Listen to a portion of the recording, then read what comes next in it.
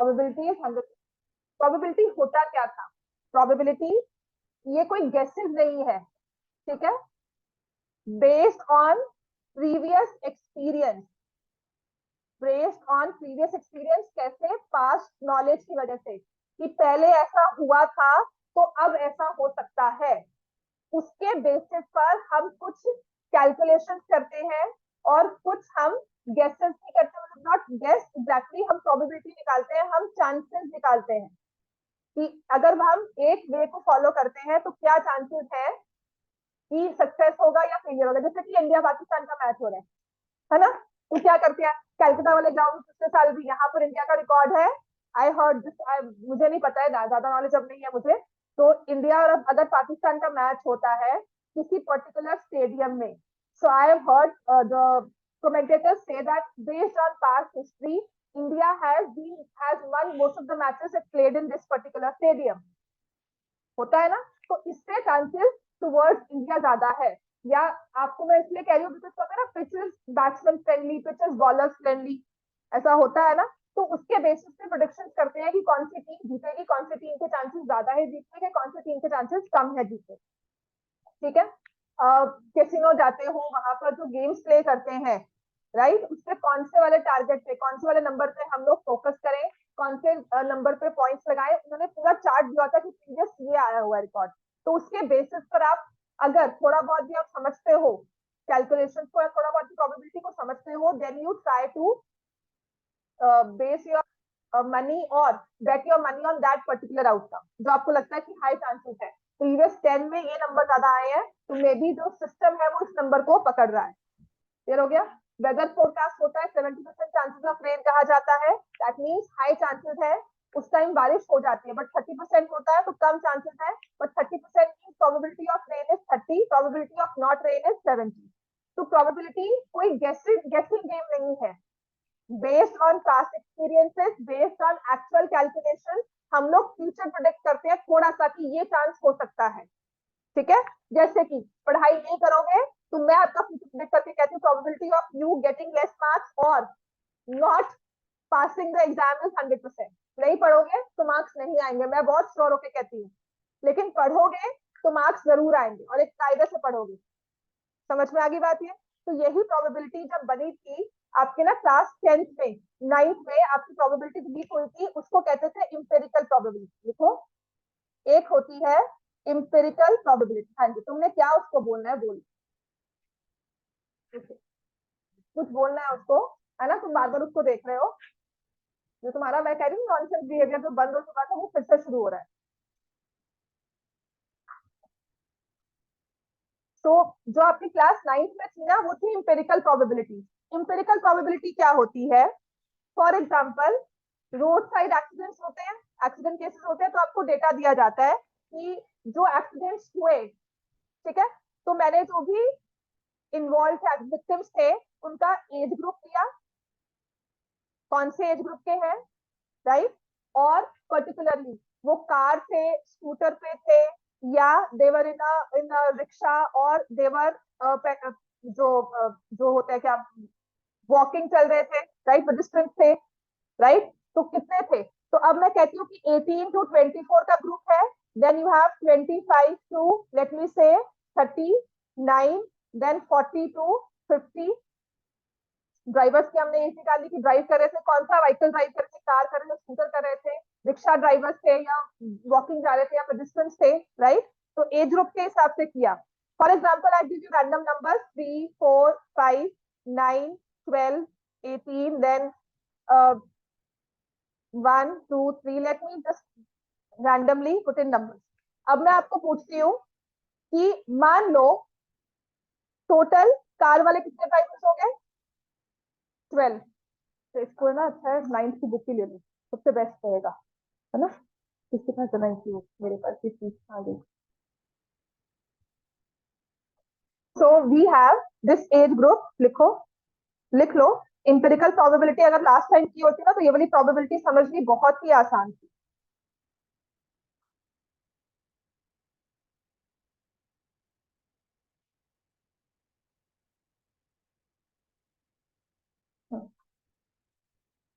Accident वाला case भी था, इसको छोड़कर आप ये लिख लेते हो कि मंथली इनकम दी हुई है आपको। ये जो मैं करवा रही हूँ ना, ये आपकी है इंपेरिकल प्रोबेबिलिटी, डेटा के बेसिस पर आप प्रोबेबिलिटी या उसके बेसिस पर आप गेस कर रहे हो, ठीक है, कैलकुलेशन कर रहे हो। 10,000 to 1499, then 15,000 to 19,999, then 20,000, 24,999, and then you have 25,000 and above. Stats में भी आपको ये क्वेश्चन बहुत बार आया है। इनफैक्ट आपने जब 8th में स्टैट्स किया होता ना, तो पूछते थे कि कौन से, how many students have scored more than 60 marks, ये करते थे ना, हाउ मेनी स्टूडेंट्स। अब बस वही प्रोबेबिलिटी बोलते हैं। तो यहाँ पे लिखा हुआ है नंबर ऑफ टेलीविजन या नंबर ऑफ हाउस होल्ड, ठीक है, नंबर ऑफ टेलीविजन पर हाउस होल्ड, कि अगर इनकम 10,000 से कम है, उनके पास कोई भी टेलीविजन नहीं है, एक है, दो है या अबव 3। तो डेटा दिया हुआ है यहाँ पर,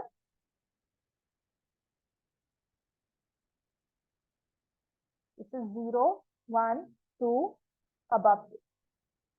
तो नंबर जो दिए हुए हैं यहाँ पर वो है 20, 10, 0, 0, 0, then you have 80, 240, 380, 520, 1100,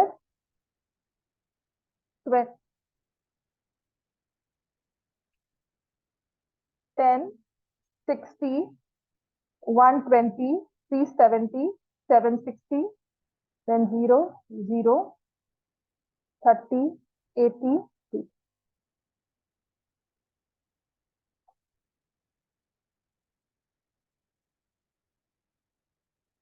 Total of 4,000 households.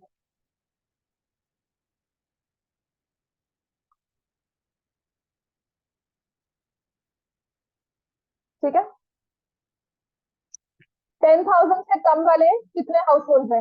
Less than 10,000 आप हॉरिजॉन्टली रीड करोगे, इनकम को आप हॉरिजॉन्टली रीड करोगे, और टेलीविजन को, कि हर एक घर में कितने टेलीविजन है, उसे हम वर्टिकली रीड करें। समझ में आ गया? 10,000 से कम इनकम कितनी है? 110, 10,000 to 15,000 कितने हो गए? 300, 310, ठीक है। 15 to 20 कितने हो गए? 500, एंड सब ऐड कर रहे हो कि सब ऐसे ही बोल रहे हो? एवरीवन चलो जल्दी से, दिस इज 310, 530, ठीक है।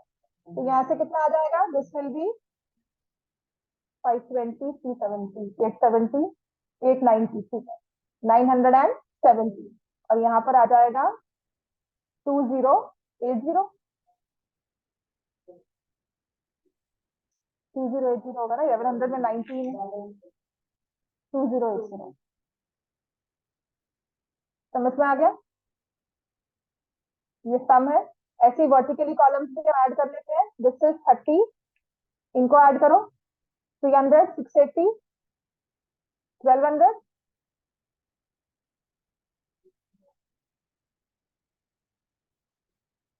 हाँ 300 नहीं होगा, तो 1200 से 1220 हो जाएगा।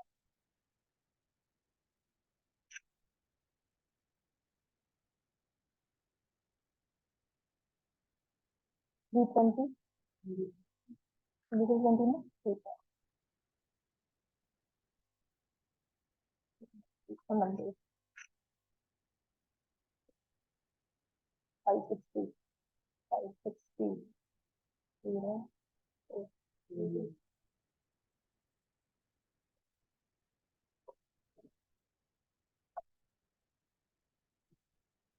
ठीक है ना?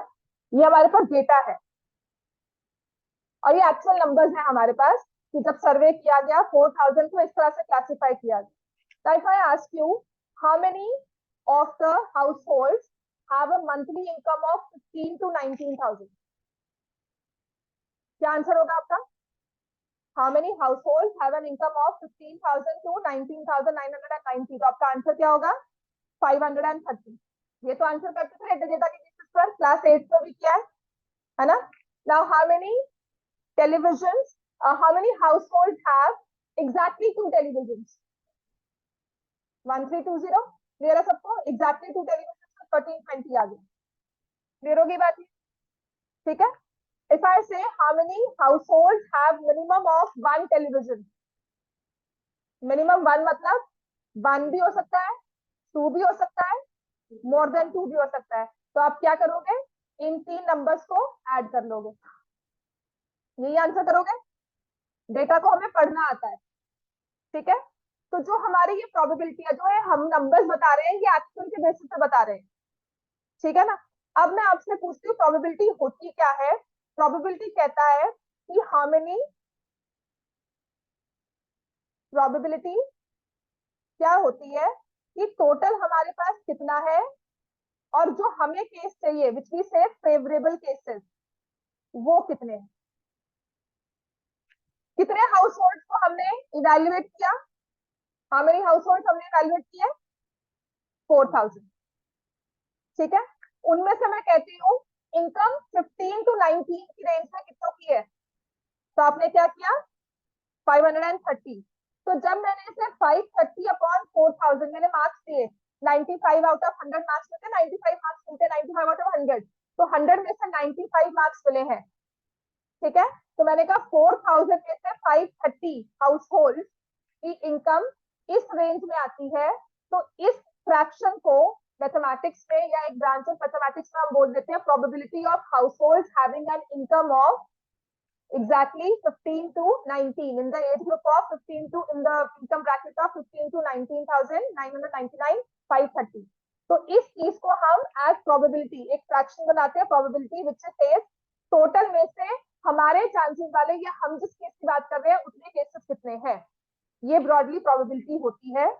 प्रोबेबिलिटी बेसिकली दो ब्रांचेस में डिवाइड की जाती है, दो तरह से डिवाइड की जाती है। एक होती है empirical, empirical is based on actual data, experiments के बेसिस पर, लिखो इंपेरिकल प्रोबेबिलिटी। और एक होती है थ्योरेटिकल, जो थ्योरेटिकल है ना उसको क्लासिकल अप्रोच भी कहते हैं। क्लास 9th में ना आप करते हो इंपेरिकल, क्लास 10th में आपको पढ़ाई जाती है थ्योरेटिकल। क्लास 9th में आपने ये चीज नहीं की। ये सारे क्वेश्चन प्रोबेबिलिटी के थे, बहुत इजी होते थे। जैसे कहा जाता है इस केस में ही, जैसे मैं आपको पूछूं house hold earning 10,000 to 14,999 per year and having exactly one television, इस ब्रैकेट में है 10,000 to 14,999 और एग्जैक्टली वन टेलीविजन है, तो क्या बोलोगे आप 240, ठीक है। तो कहते हैं probability of a house hold, number of house hold तो आपके पास 240 आ गए, प्रोबेबिलिटी आपने क्या की 240 अपॉन 4। तो जो आपने ये प्रोबेबिलिटी निकाली एक्चुअल डेटा के बेसिस पे निकाली, इसे हम कहते हैं इंपेरिकल प्रोबेबिलिटी, ठीक है। पास्ट डेटा देखा, उसके बेसिस पे कहा कि अगर मैंने एक लोकेलिटी का सर्वे किया है, 4,000 में से 240 बंदे ऐसे हैं जिनकी इनकम इस लेवल की है और टेलीविजन एक है उनके पास, तो अगर मैं किसी और एक ग्रुप को लेती हूँ तो चांसेस है कि उसमें भी अप्रोक्सीमेटली यही नंबर आए। क्लियर हो गया इतना। जैसे कि यहाँ पे टेस्ट में अगर आपके 85% तक आते हैं तो हम क्या मान लेते हैं कि पेपर में भी 85% तक तो आने चाहिए। मॉक टेस्ट होते हैं, उसमें अगर आप 90% स्कोर करते हो मॉक टेस्ट में या आपके जो प्री बोर्ड्स है, तो उसमें हम ये मान सकते हैं ना कि पेपर में भी फाइनल में भी ऐसे मार्क्स आ जाएंगे, फिर मानते हैं ना। तो वही प्रोबेबिलिटी होती है जो हम कहते हैं based on experiments, based on actual data. अब प्रोबेबिलिटी का मैंने आपको सिंपल सी बात बताई, होती क्या है, इट इज इंटेलिजेंट या इट इज कैलकुलेटिव गेसिंग, लिखो इट इज कैलकुलेटिव प्रेडिक्शन या कैलकुलेटिव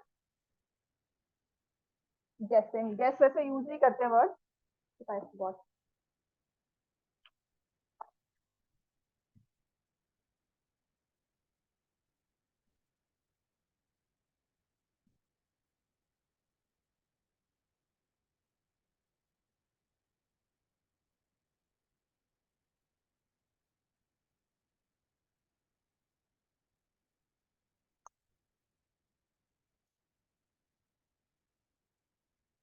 क्लियर हो गया। तो अब पहले तो जब भी प्रोबेबिलिटी हम निकालते हैं तो किसी ना किसी सिचुएशन को लेकर निकालते हैं, मार्क्स कितने आएंगे, सबसे अच्छी बात है, पेपर में मार्क्स कितने आएंगे, यही करते हैं ना कि मैम अभी मार्क्स नहीं आ रहे, बाद में कैसे आएंगे, पेपर में कैसे आ जाएंगे, राइट। तो किसी ना किसी सिचुएशन को इवेल्युएट करके हम उसकी प्रोबेबिलिटी निकालते हैं। तो जिस सिचुएशन को हमने इवेल्युएट किया उसको हम बोलते हैं experiment. In terms of probability हमने उसे कहते हैं एक्सपेरिमेंट, ठीक है। तो यहाँ पर जो आपके पास क्लासिकल अप्रोच है ना, क्लासिकल अप्रोच थ्योरेटिकल अप्रोच होती है ये, इनके पास डेटा नहीं होता, पास डेटा के बेसिस पे नहीं कहते ये, ठीक है। एक्सपेरिमेंट जैसे हमने कॉइन को टॉस किया, tossing a coin, then you have throwing a die।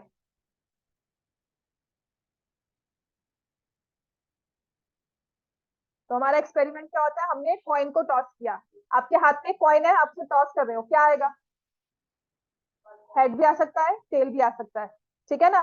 तो एक्सपेरिमेंट होता क्या है, जिस भी सिचुएशन के आउटकम डिफरेंट है हमारे पास, अलग अलग डिफरेंट है, और मैं नहीं बता सकती पहले से कि यही आएगा। मैंने डाई को थ्रो किया, लूडो खेलते हैं, सिक्स आ जाए, सिक्स आ जाए, हम कितना प्ले करते हैं, है ना, सिक्स आएगा, नेक्स्ट सिक्स आए, और कब आता है जब उसकी मर्जी होती है ना। तो हम उस चीज को प्रिडिक्ट नहीं कर सकते, इसके लिए हमारे पास कोई पास रिकॉर्ड ऐसा नहीं है कि अब सिक्स अगर दो बार आ चुका तीसरी बार भी आएगा। क्लियर हो गया, दैट्स व्हाट वी से क्लासिकल प्रोबेबिलिटी यही होती है, थ्योरेटिकल होती है अप्रोच, कि अगर सिक्स आना है तो वो कभी भी आ सकता है, राइट। और इस थ्रोइंग अ डाइस के हमारे पास मल्टीपल, हमारे पास बहुत सारे आउटकम्स हैं। क्लियर हो गया, तो एक्सपेरिमेंट क्या होता है, जिसके रिजल्ट्स हमें पता है क्या होंगे, लेकिन क्या आएगा एग्जैक्टली वो हमें नहीं पता, राइट। चलो, एक्सपेरिमेंट है। नेक्स्ट हमारा वर्ड आएगा, जिस पर्टिकुलर केस की हम बात कर रहे हैं उसे हम बोलते हैं इवेंट। इवेंट जैसे to throw a die and get a number six.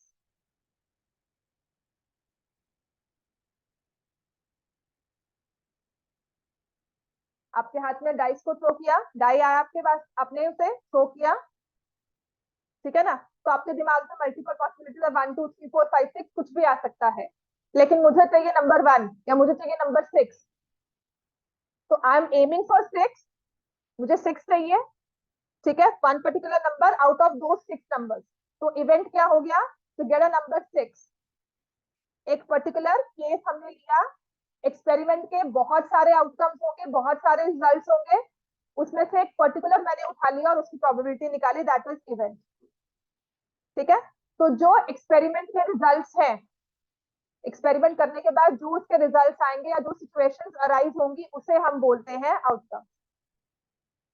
For example, number one two three four five six कुछ भी आ सकता है, या फिर हेड एंड टेल कुछ भी आ सकता है। इवेंट इज हमें कौन सा चाहिए इनमें से, ठीक है। जैसे अगर मैं क्लास को मैं कॉइन को टॉस करूँ और मैं कहती हूँ अगर हेड्स आएगा तो क्लास ऑफ है, तो आपके लिए पर्टिकुलरली इंटरेस्ट वाला इवेंट कौन सा हो जाएगा, हेड। समझ में आ गया, पेपर कैंसिल हो जाएगा अगर हेड्स आए, तो पर्टिकुलर इवेंट हमारे लिए कौन सा हो गया, हेड। समझ में आ गई।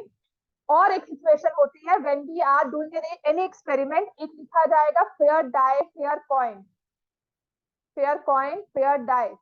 तो इसका मतलब क्या होता है, फेयर का मतलब क्या होता है कि any number can come, you can not prefer any number two other, ठीक है ना। तो एक मूवी थी जिसमें दोनों तरफ हेड था, पॉपुलर मूवी है, हाँ, तो उसमें दोनों तरफ हेड था, तो वैसा कॉइन नहीं लेना है। समझ में आ गया, हमें एक पॉपुलर पर्टिकुलर कॉइन लिया हुआ है कि अगर मैं थ्रो करती हूँ वो तब भी वही केसेस है, आपने थ्रो किया तब भी वही केसेस है, डाई भी रिग्ड नहीं है, तो ले, पता है ना, नहीं देखना चाहता। तो दैट्स अ पर्टिकुलर केस, यही होता है जब हम कहते हैं फेयर कॉइन फेयर डाई, या जो भी गेम है वो फेयर है, रिग्ड नहीं है। बात समझ में आ गई। आपके क्वेश्चंस पर लिखा जाएगा चाहे नहीं लिखा जाएगा, तो ये केस लेकर चलना नहीं है। जैसे कि हाँ, कुछ बच्चे ये भी बोलते हैं, कहते हैं मैम अगर कॉइन खड़ा हो गया तो ऐसे स्टैंडिंग में आ गया, आपने उसे डाई किया ऐसे, इट स्टैंड्स लाइक दिस, तो क्या होगा, है ना। तो ये केस हम नहीं लेकर चलते हैं, ये पॉसिबिलिटी बहुत कम होती है। समझ में आ गई बात, ये आइदर हेड्स आएगा या टेल आएगा। बात समझ में आ गई इतनी, नेक्स्ट लिखो। हाँ पढ़ लो, अब ये एक्सपेरिमेंट जितनी इसमें एक केसेस है ना उतना ही इसमें दिमाग खप जाता है, और आपको बहुत सिंपल वाली है वैसे प्रोबेबिलिटी। चलो, experiment event, then probability of any event is equal to, basic सा एक फंडा लिखो, probability of any event basic basic है, तो लिखेंगे number of favourable cases to total case.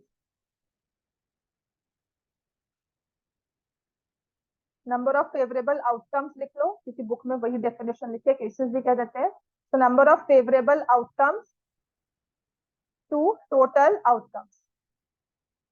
Total outcomes को हम सैंपल स्पेस भी बोलते हैं, ठीक है। टोटल आउटकम्स को भी से इट इज सैंपल स्पेस।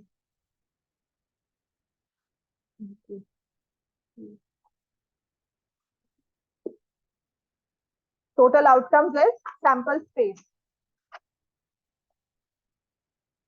ठीक है। अब मान लो एक बैग में बॉल्स रखी हुई हैं,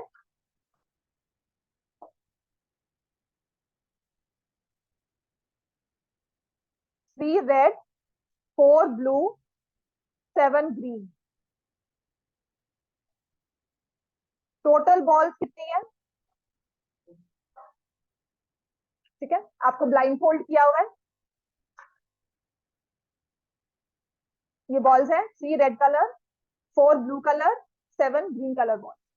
आपको ब्लाइंड फोल्ड किया हुआ है, ठीक है। आपने हाथ लगाया, अंदर से एक बॉल ड्रॉ की, कोई भी एक बॉल निकाली, and then you have to guess the colour of the ball, ठीक है। तो इसमें अगर रेड बॉल है, कितने चांसेस है उसके आने के, 3/14।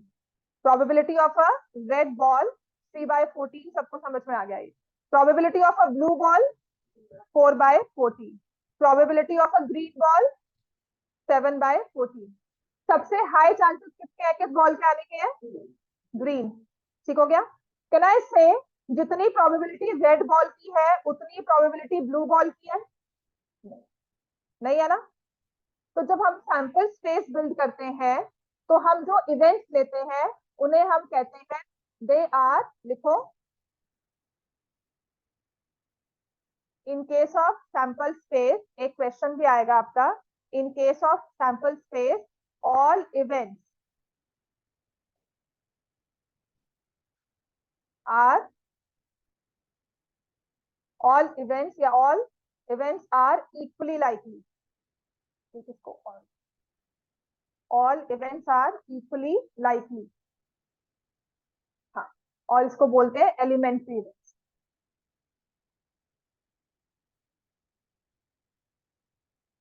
All events are equally likely, ठीक है। इक्वली लाइकली कौन से इवेंट्स हुए, जिनकी प्रोबेबिलिटी सेम होती है। All events are equally likely, which we say, which have the same probability. Events having same probability.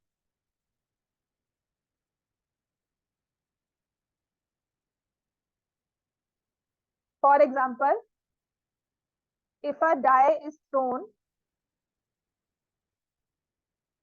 1 भी आ सकता है, नंबर 2 भी आ सकता है, 3, 4, 5, 6, कुछ भी आ सकता है। So what is the chances of getting a number 1? 1/6. Probability of getting number 2? 1/6. Probability of getting 3 is 1/6. तो जो आपका सैंपल स्पेस बनता है वो हमेशा उन इवेंट से बनता है जिनकी प्रोबेबिलिटी सेम होती है। मतलब we count each and every event as a single event. हम उसे इवन ऑड करके या और प्राइम और कॉम्पोजिट करके ऐसे नहीं बनाते, हम हर एक इवेंट को इंडिविजुअली देखते हैं। क्लियर हो गया इतना। तो प्रोबेबिलिटी इवेंट्स इक्वल लाइकली कब होते हैं, which have the same probability। Elementary events आगे लिखो, एलिमेंट्री इवेंट्स कौन से होते हैं,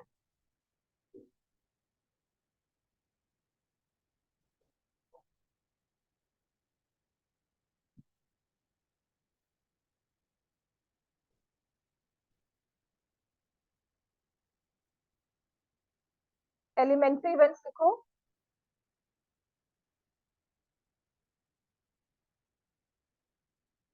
events which have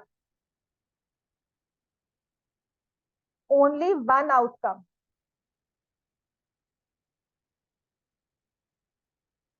of the experiment।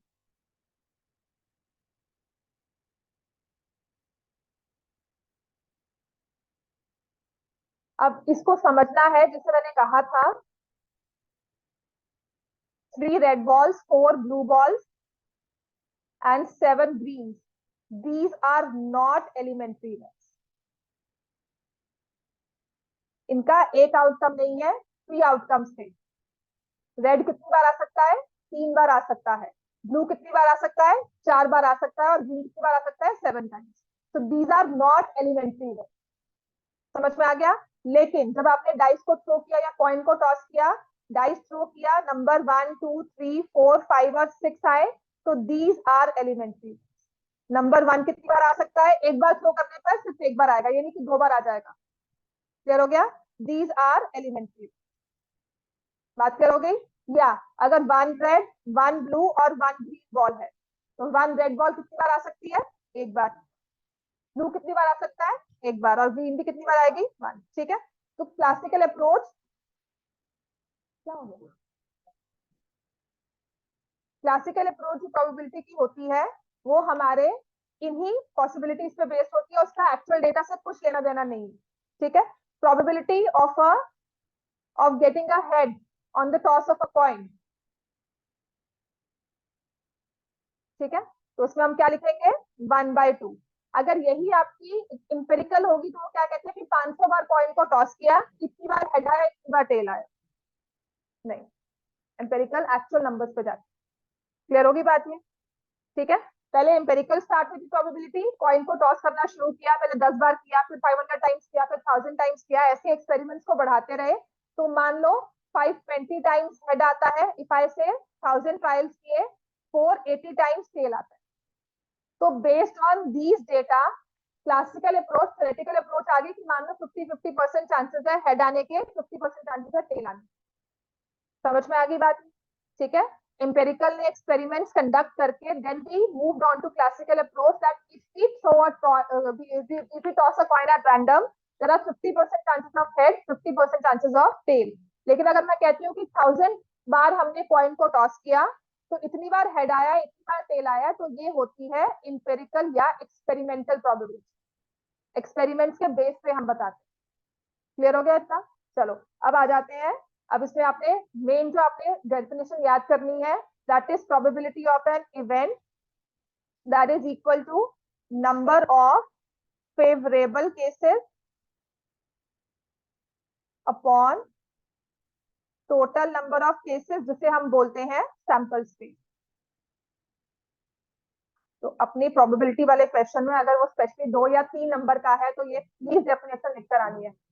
सबके लिए सेम फॉर्मूला. वो तो करवाती हूँ, ये तो बात की बात है. क्या नहीं, वो तो बेटा अंडरस्टैंडिंग है और. ठीक है. Number of favourable cases, total number of cases, ये आ गया सैंपल, ये हमारी प्रोबेबिलिटी ऑफ एन इवेंट आ गया.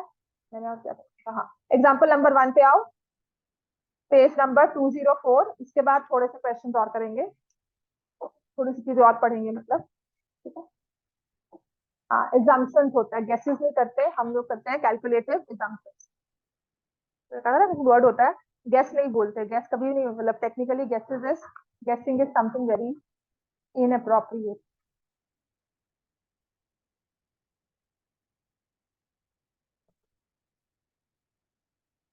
Example number 1. Find the probability of getting a head when a coin is tossed once. जाया मंडे क्लास में मिलती. जाया कोई बात नहीं, रास्ते में देख लेना, रास्ते में देख लेना. Find the probability of getting a head when a coin is tossed once. तो क्या होगा? Probability of head 1/2. तो जो हमारी सैंपल स्पेस बनती है ना, या तो हेड आएगा या tell.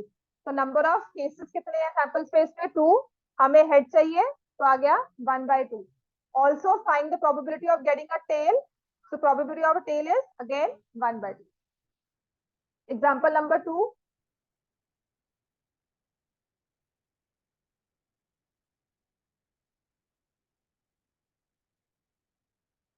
A bag contains 1 red ball, 1 blue ball, 1 yellow ball. All the balls being of the same size. So Kritika takes out 1 ball from the bag without looking into it. What is the probability that she takes out a yellow ball? What is the probability of a blue ball? 1/3. Probability of a red ball, again 1/3. इनको हम बोलते हैं elementary events. And all of these are equally likely. Elementary मतलब एक ही case है ना? और कौन सी बॉल आए? येलो भी आ सकती है, ब्लैक ब्लू भी आ सकती है, रेड भी आ सकती है, तीनों के चांसेस इक्वली आने के. क्लियर हो गया इतना? अब आ जाते हैं.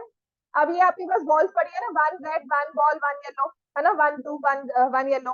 तो कहते हैं व्हाट इज द प्रोबेबिलिटी, मैं इसमें से व्हाइट बॉल निकाल दूं 0. तो इसे हम कहते हैं this is an impossible event.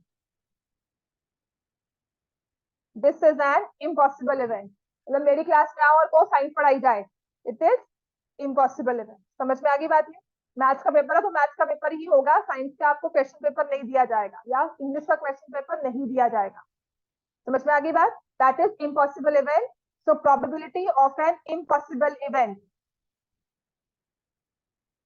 Is equal to 0. ठीक है. अच्छा, आप यहाँ पे आते हो और पढ़ाई हो, कितने चांसेस है? हाँ, तो वो होता है श्योर इवेंट. तो probability of a sure event is 1. इतनी मैंने कभी नहीं दी है ना, और प्री क्लास भी कभी नहीं दी. Very good. तो probability of a sure event which is certain event. Sure event कहते हैं या सर्टेन इवेंट. हाँ क्या? हाँ, शेड्यूल से आ रहा है वो तो 14 नवंबर है. टीचर्स डे में तुम्हारे पेपर हो जाएंगे ना, तुम लोग तेरे पेपर पढ़ ले पहले, है ना. Probability of a sure event और a certain event is 1. Clear हो गया? तो किसी भी इवेंट की प्रोबेबिलिटी, ये सबसे इंपॉर्टेंट क्वेश्चन है, लिख लो, will be either 0 but not exceed 1. 0 से कम नहीं हो सकती, नेगेटिव नहीं होती, और 1 से बड़ी नहीं होती. Probability of any event can never be negative, है ना, और कभी भी 1 से बड़ी नहीं हो सकती. 100% नहीं कहते 101% मैं क्लास में आऊंगा, ऐसी बात नहीं होती है. 100 हमारी, हम बोलने में कुछ भी बोल सकते हैं, लेकिन प्रैक्टिकली जो प्रोबेबिलिटी है वो 1 से इंक्रीज नहीं करती, 100% से हम ज्यादा इंक्रीज नहीं करते. क्लियर हो गया इतना? समझ में आ गई इतनी बात है ना. Mutual fund investments are subject to market risk. तो वो रिस्क क्या है? That is based on past events की बेसिस पर म्यूचुअल फंड ने कितना मनी डबल कितना रिटर्न दिया है, उसके बेसिस पर प्रोबेबिलिटी या उसके बेसिस पर उसका डिविडेंड निकाला जाता है. कितना 20% रिटर्न होगा, 25% होगा. That is all probability based. समझ में आ गई बात? अब आ जाओ, श्योर इवेंट हो गया, सर्टेन इवेंट हो गया. ठीक है. फॉर एग्जाम्पल इफ आई से अ डाई इज थ्रोन, लिखो, अ डाई इज थ्रोन. ठीक है. If a die is thrown, find the probability. Question नहीं है, लिखो, find the probability of getting natural number. Die को थ्रो किया, नेचुरल नंबर आए, नेचुरल नंबर आए. कौन सा नंबर आ सकता है? नेचुरल नंबर्स कौन से हुए? 1 2 3 4 5 6 सारे ही हो गए ना. तो उनमें से कोई भी नंबर आएगा. तो विन विन सिचुएशन है ये ना. आपको किसी ने कह दिया कि डायरेक्ट को करोगे 100 रुपए मिलेंगे, नंबर आना चाहिए नेचुरल, तो नंबर 3 आता है तब भी मिलेंगे, नंबर 4 आएगा तब भी होगा. तो ये एक श्योर इवेंट है कि जब डाई को थ्रो किया जाएगा तो नेचुरल नंबर 3 आएगा. ठीक है. अब कोई आता है आपको कहता है कि अगर एक डाई को थ्रो करो और नंबर 7 आ जाए, प्रॉपर डाई है हमारा, जो नंबर एक्चुअल होता है ना, तो इसको आप क्या कहोगे? तो हमें बेवकूफ बना रहा है. आप यही कहोगे ना, अगर आपको डाइस के बारे में नहीं पता होगा आप क्या कहोगे? बेवकूफ बना रहे हो. Right. That is an impossible event. तो इसकी प्रोबेबिलिटी क्या हो जाएगी? 0. इसे बोल देते हैं श्योर इवेंट. जो मैंने आपको बताई थी वो एक प्रैक्टिकल सिचुएशन तो मतलब ठीक है, बट हमारे जो क्वेश्चन आएंगे वो इनके बेसिस पर आएंगे. ठीक है. तो श्योर इवेंट समझ में आ गया कौन सा होता है, और इम्पॉसिबल इवेंट कौन सा होगा? Getting number 7 in throw of a die. ठीक है. क्लियर हो गया? क्वेश्चन नंबर 3, एग्जाम्पल 3 पर आ जाओ. उसके बाद क्या है? Sum of all probabilities is equal to 1, है ना, वो करना है, वो कल ही करूंगी. एग्जाम्पल 3 पे आ जाओ. Suppose we throw a die once. Die को थ्रो किया है वंस, एक बार थ्रो कर रहे हो, एक सिंगल डाई है, एक बार थ्रो कर रहे हो और आउटकम लिख रहे हो. चांसेस सबको एक एक बार मिल रहा है. ठीक है, if I call out person from here, आपको कहती हूँ एक बार डाई थ्रो करो, किसने थ्रो किया नंबर 3 आया, किसने किया नंबर 4 आया, मैंने टैबुलेट कर दिया उन डेटा को, तो एक एक बार चांस मिल रहा है, ये नहीं कि एक बार आए 2 बार आपने डाई को थ्रो किया या 2 डाइस को इकट्ठा थ्रो किया, वैसा नहीं है। Probability of getting a number greater than 4,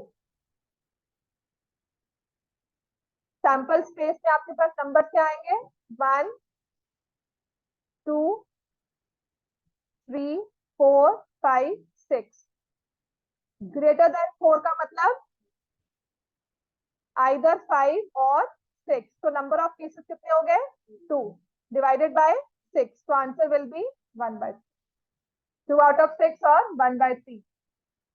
Probability of getting a number less than or equal to 4, तो हमारे फेवरेबल केसेस कौन से हैं, 1 2 3 4, out of 6 we have 4 favourable cases, तो ये आ जाएगा 2/3,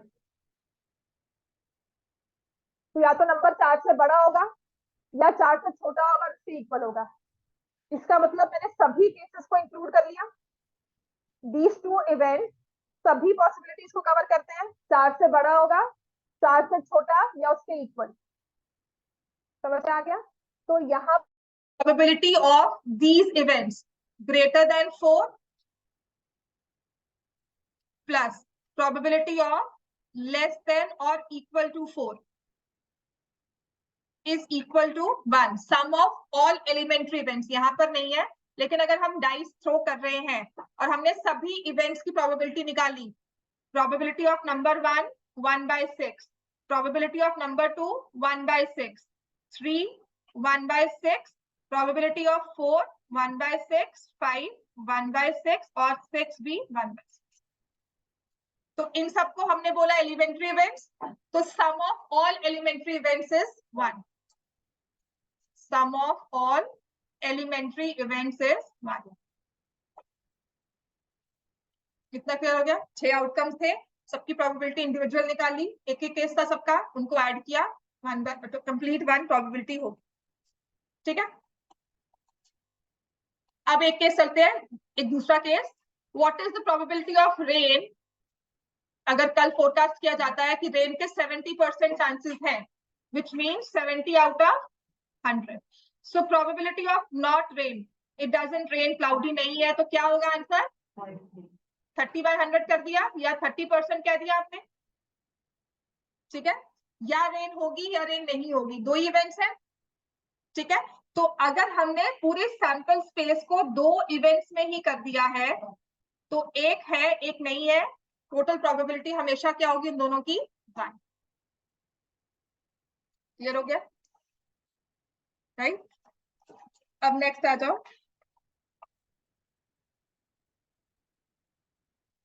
रेन एंड नो रेन, इन इवेंट्स को हम बोलते हैं कॉम्प्लीमेंट्री इवेंट्स, या तो ये होगा या नहीं होगा,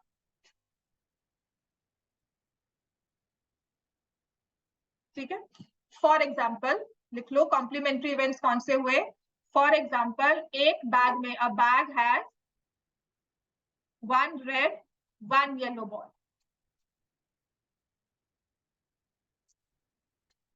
अब अगर आप एक बॉल निकालते हो तो या तो वो रेड होगी या वो येलो, इसके अलावा कोई और कलर है, so these two are complementary. अगर मैं कहती हूँ probability of red ball and probability of not red, इसका मतलब येलो बॉल आ जाएगा, so these two are complementary, sum of the, या ये होगा या नहीं होगा, तो एक की प्रोबेबिलिटी दूसरी की, मतलब दूसरे की प्रोबेबिलिटी नॉट रेड की प्रोबेबिलिटी में 1 माइनस प्रोबेबिलिटी ऑफ रेड करके निकाल सकती हूँ, तो कॉम्प्लीमेंट्री इवेंट्स में sum of all the events, the 2 events will be 1, ठीक है। तो इसको हम लिख देते हैं, नॉट रेड को लिख देते हैं आर, उसके ऊपर बार लगा, व्हिच मींस नॉट रेड, ठीक है। Probability of event happening, probability of that event not happening, the some is 1, इसे हम बोलते हैं कॉम्प्लीमेंट्री इवेंट्स, क्लियर हो गया। कार्ड्स वाले केसेस कल करवाऊंगी, अब आ जाओ एग्जाम्पल नंबर 5, एग्जाम्पल 4 कार्ड्स वाला केस है वो कल करूंगी। ये होता है complementary events, E happening, E not happening. Probability of an event plus probability of event not. Dice को थ्रो किया, या तो नंबर इवन आए या नंबर ऑड आए। अगर इवन नहीं होगा तो ऑड होगा। समझ में आ गया? तो इनकी प्रोबेबिलिटी जरूरी नहीं है 1 हो, मतलब 1/2, मतलब एक पर्टिकुलर केस हो, chances of rain 70%, not rain 30%। Clear हो गया इतना?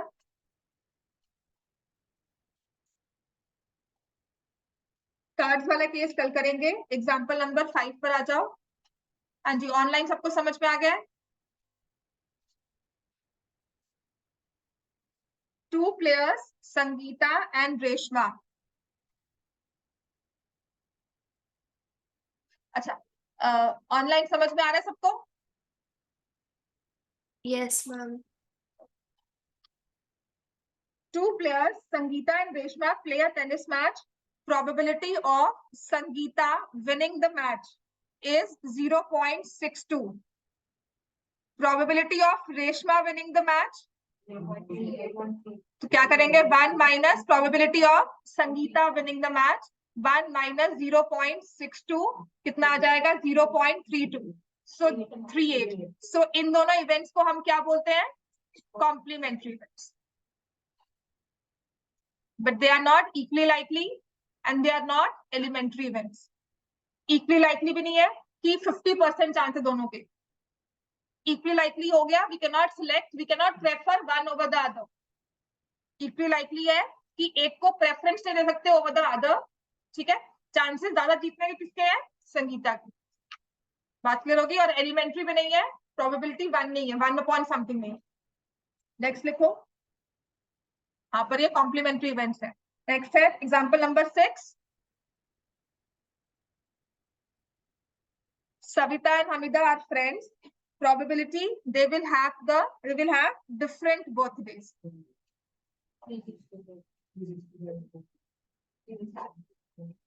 अच्छा, बर्थडे कब होता है?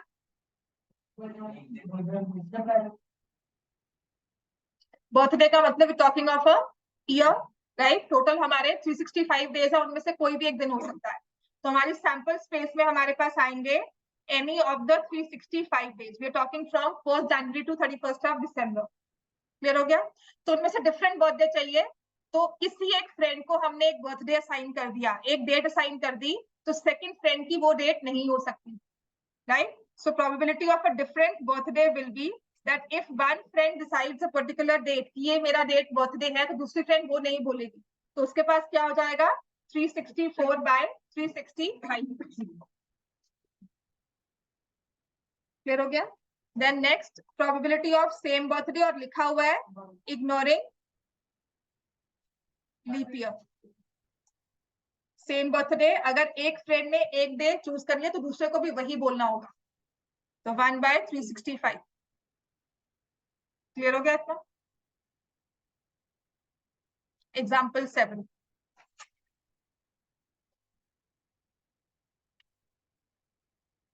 इसमें एक जो है ना ज्योमेट्रिक प्रोबेबिलिटी, वो पक्का करनी है, क्योंकि इसमें सैंपल पेपर में क्वेश्चन आया हुआ है, और एक लीप ईयर वाले क्वेश्चन है, और एक कार्ड्स वाले, और एक मंथ वाला। ठीक है, there are 40 students in a class.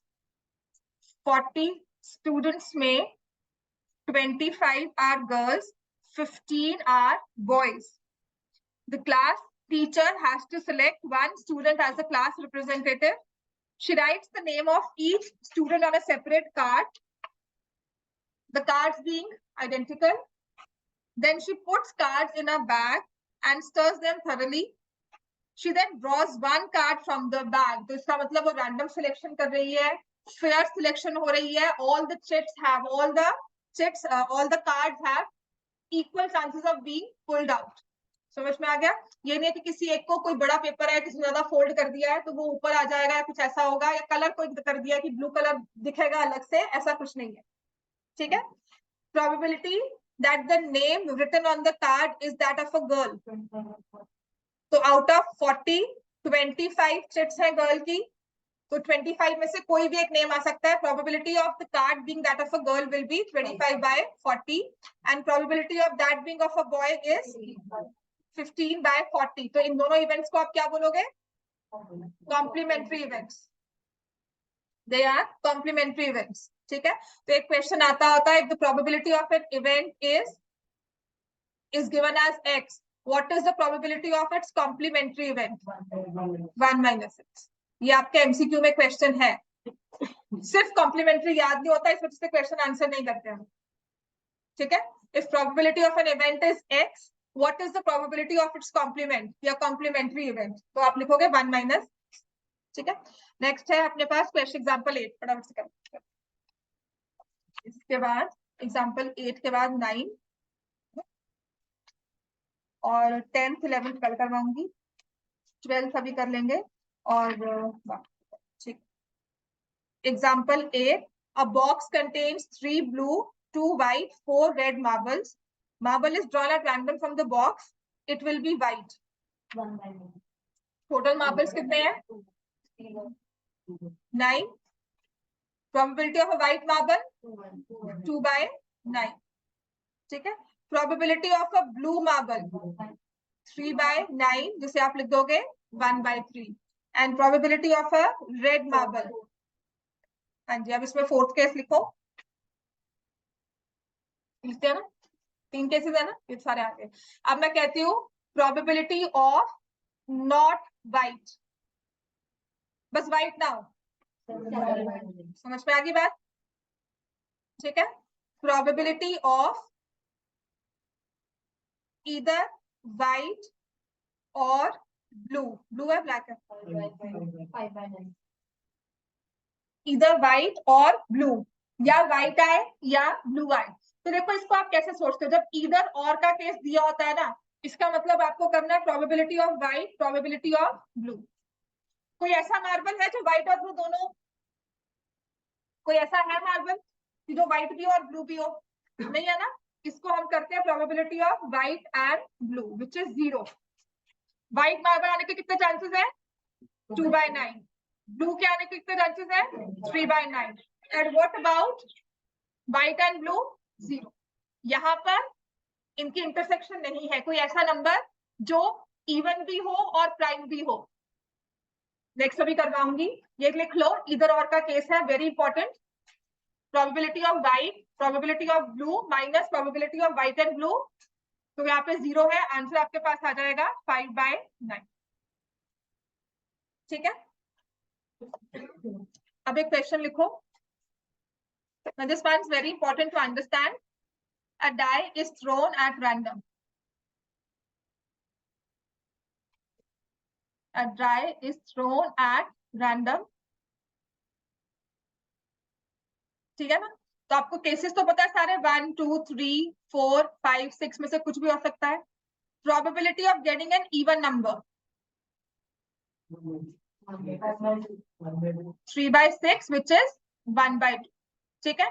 Probability of getting an odd number again 3/6, 1/2. Probability of getting a prime number. Prime कितने हैं इसमें? 3 प्राइम है, 4 प्राइम्स है. What about 1? Neither prime nor composite. लिखो. Number 1 is neither prime nor composite. Number 1 is neither prime nor composite. The probability of a prime number is 3/. क्यों बुला रहे हो? तुम ध्यान दीजिए.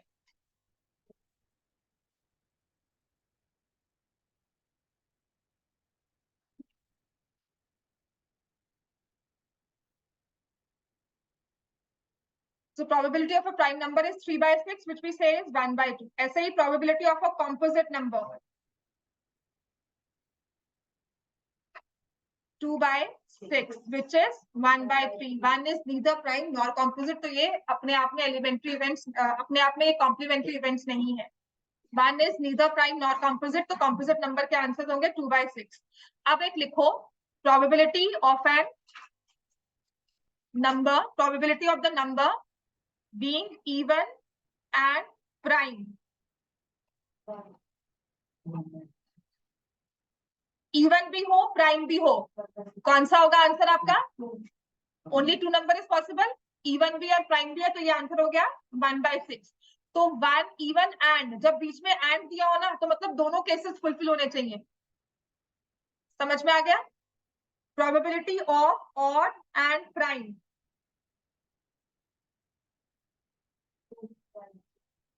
टोटल 6 नंबर्स है, जिनमें से ऑड कितने हैं? 1 2 3, 1 2 3, ये 3 ऑड नंबर है। और इनमें से प्राइम कितने हैं अपने पास? ओनली 2, 2/6। क्लियर हो गया इतना? Probability of odd and prime. अब लिखो केस, ये एंड और का केस है, प्रोबेबिलिटी ऑफ इवन और प्राइम। इसे ऐसा गेम लेकर चलो कि गेम में आपको विनिंग और लूजिंग डिसाइड करनी है, ठीक है, विन और लॉस डिसाइड करना है। तो कहते हैं कि अगर या तो इवन नंबर थ्रो करो या प्राइम नंबर थ्रो करो। आप जीतोगे तब जब आपका नंबर इवन हो या प्राइम हो। तो आपके पास ये सारे नंबर्स हैं 1 2 3 4 5 एंड 6, या तो आपके पास इवन नंबर आए या प्राइम आए, तो probability of even, probability of prime minus probability of even and prime both. Even chances कितने हैं? 3/6। प्राइम के चांसेस कितने हैं? 3/6 अगेन। लेकिन इवन एंड प्राइम हो सिर्फ एक ही केस है 1/6। तो ये आंसर क्या आ जाएगा? आंसर 5। ठीक है, मतलब जो कॉमन काउंट कर रहे हैं ना हम, इवन नंबर की लिस्ट में मैंने 2 4 6 को काउंट किया, प्राइम की लिस्ट में मैंने 2 3 5 को काउंट किया। तो नंबर 2 को सिर्फ एक बार काउंट करेंगे, या इवन में काउंट कर लो या प्राइम में, तो इसलिए हमने उसको 1 माइनस कर दिया। जैसे एपी में हमने किया था, अगर 500 नंबर्स में से हमने कुछ नंबर्स देखे मल्टीपल्स ऑफ 2, मल्टीपल्स ऑफ 3 या मल्टीपल्स ऑफ 6, बात समझ में आ गई? How many numbers are multiples of 2 and 3? तो we look for multiples of 6, तो वही केस है यहाँ पर। समझ में आ गया इतना? तो